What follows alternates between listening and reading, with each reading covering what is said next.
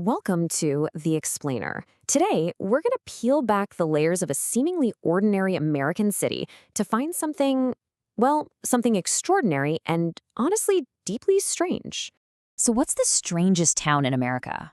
A lot of places could probably compete for that title, but today we're making a case for Great Falls, Montana. See, this is a place where the secrets aren't just buried 6 feet under.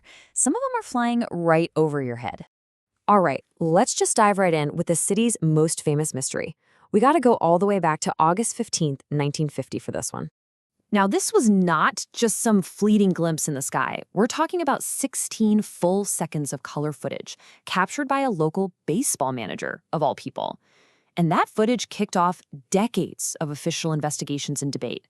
It is still, to this day, one of the most compelling pieces of UFO evidence ever recorded.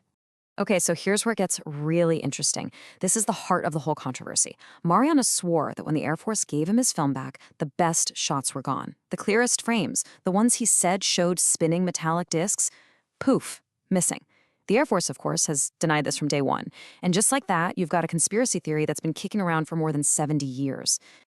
But believe it or not, the mystery in Great Falls isn't just up in the sky. Let's bring it back down to Earth. Because things on the ground get, well, a very different kind of strange.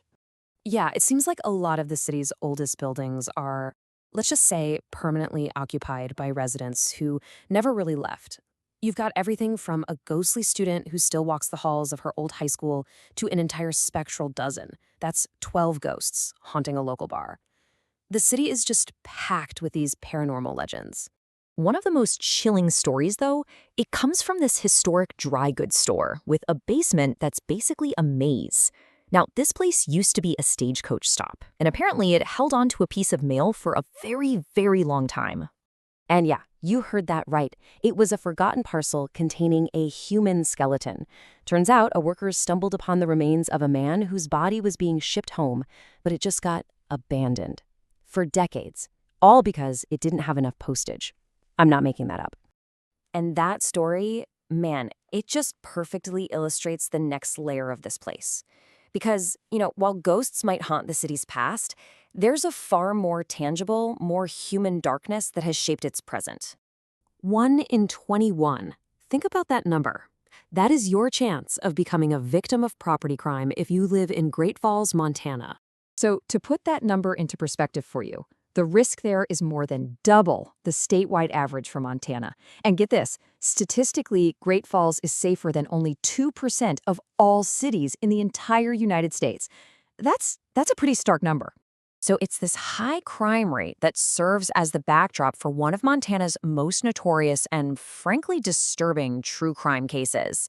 And it involves a man named Nathaniel Bar Jonah. So the really crucial point here is what authorities found when they started investigating Bar Jonah for the disappearance of a local boy. What they uncovered, it wasn't just evidence.